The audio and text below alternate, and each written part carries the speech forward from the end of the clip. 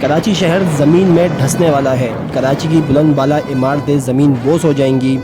اور کیا کراچی کا حل بھی ویسا ہی ہوگا جیسا 1935 میں کوئٹہ کا ہوا تھا یا 1945 میں گوادر کا ہوا تھا؟ کیا ہے ان سب باتوں کی سچائی، کیا ہے اس کی حقیقت؟ آج کی اس ویڈیو میں ہم لوگ بات کریں گے، ویڈیو اینڈ تک دیکھیے گا۔ السلام علیکم ویورز، میرا نام حسام الدین ہے اور آپ لوگ دیکھ رہے ہیں ٹاپ ٹیک پاکستان۔ سبسکرائب کرنا نہ بھولیے گا۔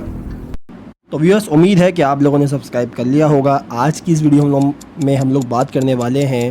کہ کراچی شہر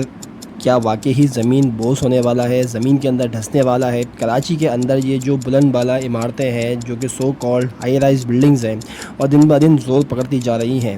ان کی حقیقت کیا ہے، ان میں کتنی جان ہے، کیا یہ ایسے ڈیزاسٹرز کو اور ایسی آفات، قدرتی آفات کو فیس کرنے کی صلاحیت رکھتی ہیں؟ آج کی ہماری اس ویڈیو کا پورا موضوع یہ ہے، اس میں ہم کراچی کی ہسٹری کی بات کریں گے، کراچی کے اندر اس سے پہلے کتنے بڑے جو ہے وہ زلزلے آ چکے ہیں اور کتنی تباہی ہو چکی ہے، اور اس کے ساتھ ساتھ کراچی کے اندر جو بلڈنگز اور انفراسٹرکچر ہے وہ کس حد تک برداشت کرنے کی صلاحیت رکھتا ہے۔ حال ہی میں جیسے کہ آپ لوگوں نے ایک نیوز میں کافی اس کا چرچا ہوا تھا کہ ملیر لانڈی کا ایریا جو ہے وہ دن بہ دن زمین میں دھستا جا رہا ہے۔ 2014 سے 2020 تک 5.15 سینٹی میٹر زمین تک دھس چکا ہے، جو کہ چائنا کے ایک شہر کے اس کے بعد جو ہے دوسرا نمبر اس علاقے کا ہے۔ شاید ہی پوری دنیا کے اندر اتنی تیزی سے کوئی جگہ جو ہے وہ دھس رہی ہے زمین کے اندر۔ اس کی وجوہات بھی یہ بتائی جاتی تھیں کہ یہاں پر بہت زیادہ بورنگ کرنے کی وجہ سے اور بہت زیادہ ہائی رائز بلڈنگز بنانے کی وجہ سے یہ زمین بوس ہوتی جا رہی ہے۔ ویسے ہی حقیقت یہی ہے کہ جب کسی چیز کی نیچر کے اندر بہت زیادہ زیادتی کر لی جاتی ہے تو نیچر پھر اپنا اس کا رسپانس دیتی ہے۔ سنگاپور کی ایک یونیورسٹی ہے، ٹیکنالوجیکل یونیورسٹی، جس نے یہ کلیم کیا تھا کہ 2014 اور سے لے کے 2020 تک یہ جو ایریا ہے لانڈی، ملیر لانڈی کا، اس میں اچھی خاصی جو زمین ہے وہ زمین میں دھستی جا رہی ہے۔ اس کے علاوہ اکارڈنگ ٹو دا رپورٹ، اس عمل سے کہ جو پانی نکالا جا رہا ہے اتنی شدت کے ساتھ اور اتنی زیادہ اس کے اوپر برڈن ڈالا جا رہا ہے، تو اس کے چانسز زیادہ ہیں کہ ارتھ کویک، بڑے بڑے ارتھ کویک میں جو ہے یہ تبدیل ہونے کی طرف جا سکتا ہے۔ لیکن یہ تو ایک سائنسی رپورٹ ہے اور سائنسی رپورٹ آلموسٹ 99.99% جو ہے وہ صحیح ہوتی ہے، اور 1% جو ہے وہ آپ سمجھ لیں گے اس میں کوئی نہ کوئی گیپ ہوتا ہے، کیونکہ اللہ تعالیٰ ہی بہتر جانتا ہے کہ ان ساری آفات کے بارے میں کہ کیا ہوگا آنے والے وقتوں کے اندر۔ لیکن اب ہم تھوڑا سا اس میں پیچھے کی طرف چلتے ہیں ہسٹری کے اندر کہ کراچی کے اندر اس سے پہلے کون سے جو ہے وہ زلزلے آ چکے ہیں، کتنی تباہی ہو چکی ہے، کتنی اموات ہو چکی ہیں۔ ہسٹری کی بات کروں تو 16 جون 1819 کے اندر ایک بہت بڑا زلزلہ آیا تھا سندھ اور گجرات کے اندر، جس میں تقریباً اس کی جو نوعیت تھی وہ 7.7 میگنیٹیوڈ کی تھی۔ اس کے نتیجے میں ہوا یہ تھا کہ گجرات اور سندھ کے اندر اموات تو کافی ہوئی تھیں، لیکن جو لینڈ ہے، جو زمین ہے، وہ ڈیفارم ہو گئی تھی۔ ڈیفارم سے مراد کہ جو لینڈ کی جو سرفیس ہے وہ جو آپ پہاڑی سلسلہ دیکھتے ہیں، وہ پہاڑی سلسلہ جو بنتا ہے وہ اسی ڈیفارمیشن کی وجہ سے بنتا ہے۔ پھر سلسلہ یہاں ہی نہیں تھم سکا، اس کے بعد 1819 کے بعد 1935 کے اندر 31 مئی 1935 میں کوئٹہ میں بہت بڑا زلزلہ آیا، جس کی وجہ سے تقریباً کوئٹہ کے اندر 30 سے 60 ہزار لوگوں کی اموات دیکھی گئی، اور بہت ساری فیملیز اس وقت جو ہے وہاں سے غائب ہو گئیں۔ وہ کون زمین نکل گئی، آسمان کھا گیا، اس کا کسی کو پتہ نہیں چلا۔ وہیں 1945 کے اندر 28 نومبر 1945 میں گوادر کے اندر ایک بہت بڑا جھٹکا آیا زلزلے کا، جو کہ 8.1 میگنیٹیوڈ کا تھا اور جس نے سونامی کی شکل اختیار کر لی تھی۔ اس وقت گوادر کے اندر، اس کے گاؤں کے اندر پورے کے پورے گاؤں اجڑ چکے تھے اور 4000 لوگ زندگی کی بازی ہار چکے تھے، اور اس جھٹکے کے نتیجے میں، اس شوق کے نتیجے میں 13 میٹر لمبی لہر جو کا سامنا کرنا پڑا تھا 1945 کے اندر گوادر کو اور کراچی کے ساحلی پٹیوں کو بھی۔ لیکن کراچی کو کوئی خاص اس وقت تو فرق نہیں پڑا تھا، کیونکہ جو کراچی کی جو ساحلی پٹی ہے وہ بیسیکلی کچھ کوسٹل کے حوالے سے اگر میں بات کروں، جو کہ اس کی کوسٹل بیلٹ ہے، یہ کسی حد تک سیف ہے۔ کہ جو اتنی بڑی بڑی لہروں کو جو ہے وہ فیس کر سکتی ہے اور اتنا زیادہ اس کا افیکٹ نہیں آ سکتا، لیکن جو ویوز ہیں، جو اس کی شاکس ہیں، جو اس کی جھٹکے ہیں، وہ تو کراچی نے اس وقت 1945 میں فیس کیے تھے۔ ماہرین کا کہنا یہ ہے کہ اس وقت کا جو لاسٹ جو ہے وہ 1945 کے اندر جو جھٹکا آیا زلزلے کا کراچی شہر کے اندر، اس نوعیت کا جھٹکا جو کہ 7.7 یا 8.1 میگنیٹیوڈ تھا،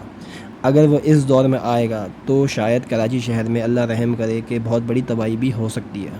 اس کی وجہ یہ ہے کہ 1945 کے اندر اتنے بڑے بڑے انفراسٹرکچر، اتنے بڑے بڑے ہائی رائز بلڈنگز یا اتنے بڑی بڑی بلڈنگز جو ہے وہ نہیں بنی ہوئی تھیں، اتنا زیادہ انفراسٹرکچر نہیں تھا، اتنے زیادہ پلز نہیں تھے، اتنی زیادہ انڈر پاسز نہیں تھے۔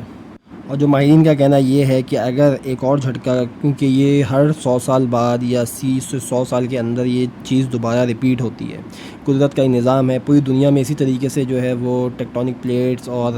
دوسری جو ٹینشن لائنز ہیں وہ بار بار چینج ہوتی ہیں، ایک مدت پہ آ کے، ایک وقت میں آ کے، قدرت کا ایک جو ہے وہ ایک کرشمہ بھی کہہ لیں یہ، اور یہ میرے خیال سے کسی حد تک ضروری بھی ہوتا ہے۔ لیکن اس میں ہماری کیا تیاری ہے؟ اگر میں بات کروں جیسے کہ کوالٹی آف بلڈنگز کی، یہاں پہ جو ہے وہ بلڈرز آپ جانتے ہیں کہ اتنے زیادہ آنیسٹ نہیں ہوتے۔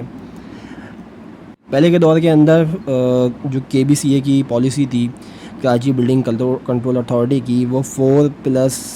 سے زیادہ فلورز بنانے کی نہیں تھی، لیکن اب وہ پالیسی بھی جو ہے وہ وینش ہو چکی ہے، غائب ہو چکی ہے۔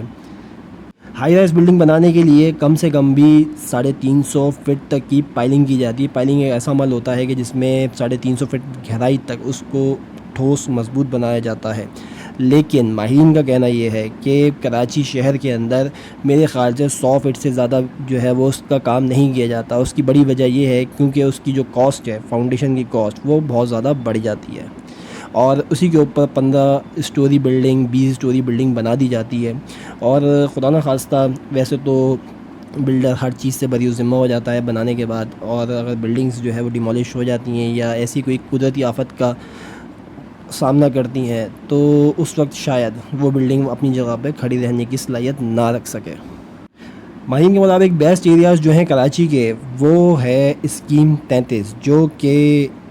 ہائی رائز بلڈنگ بنانے کے لیے بہتر ہیں، اور پائلنگ کے ساتھ، اور اچھی پائلنگ کے ساتھ، اور اسکیم 33 جو ہے وہ بیسیکلی تھوڑا سا بہتر ایریا ہے ہائی رائز بلڈنگز بنانے کے لیے۔ اور اس کے ساتھ ساتھ کچھ کراچی کا ایسا حصہ جو کہ ملینیم، PCHS، شہید ملت روڈ، جیل روڈ جیسے جو ہے وہ ارتھ کویک فری ایریاز ہیں۔ تو کراچی شہر کے اندر پچھلے 2 سے 3 ہفتوں کے اندر 36 سے 40 کے درمیان شاک دیکھے جا چکے ہیں، اور یہ بھی بتایا جاتا ہے کہ یہ بہت زیادہ بورنگ کرنے کی وجہ سے، یا بہت زیادہ جو ہے وہ انڈر گراؤنڈ پانی نکالنے کی وجہ سے، کیونکہ پانی بے تحاشا طریقے سے نکالا جا رہا ہے زمین کے اندر سے، اور زمین جو ہے وہ کھوکھلی ہوتی جا رہی ہے۔ مزید اس کے کہ ہر چیز کی زیادتی نیچر کو جو ہے وہ خراب کرتی ہے، اور نیچر کا جب رسپانس آتا ہے تو وہ ہم لوگوں سے برداشت نہیں ہوتا۔ یہیں پہ کچھ حکومتی اداروں کی ذمہ داری بنتی ہے کہ وہ لوگ ایسے جو ہے وہ اس چیز کو، کہ پانی کی فراہمی کو باقاعدگی سے اور پورے جو ایک شیڈیول ہے اس کے حساب سے اس کو کہہ لیں گے کہ پانی کی پریشانی کراچی شہر کے اندر 99.99% لوگوں کا مسئلہ ہے۔ کوئی بورنگ کرواتا ہے تو کوئی ٹینکر ڈلواتا ہے تو کسی نے لیگل لائن لی ہوئی ہوتی ہے۔ یہ ہر ایک دوسرے گھر کا، ہر ایک دوسری گلی کا مسئلہ ہے۔ تو جب تھرو سسٹم کو بائی پاس کر کے یہ سب کیا جائے گا تو اس میں ظاہر سی بات ہے کہ ایسے چیزوں کو ہم لوگوں کو فیس کرنا پڑے گا۔ تو اداروں کو چاہیے کہ پانی کی فراہمی کو ممکن بنایا جائے، تاکہ اس چیز سے کراچی شہر جو اب ہم لوگ یہ فیس کر رہے ہیں، ابھی تو یہ ایک ایریا ہے جو لانڈی ملیر کا ایریا کہلایا جاتا ہے، کیونکہ بورنگ تو پورے شہر میں ہی ہوئی ہے، اور اللہ تعالیٰ بس آگے آنے والے وقتوں میں ہم لوگوں پر رحم کرے۔ تو ویئرس، امید ہے کہ یہ ویڈیو آپ لوگوں کو پسند آئی ہوگی۔ کوئی بھی آپ لوگوں کی رائے ہے، آپ لوگ ضرور اپنی رائے اس ویڈیو میں بتائیے گا کمنٹ کے اندر، اور سبسکرائب کرنا نہ بھولیے گا تاکہ ایسی معلوماتی ویڈیوز میں آپ لوگوں کو ملتی رہیں۔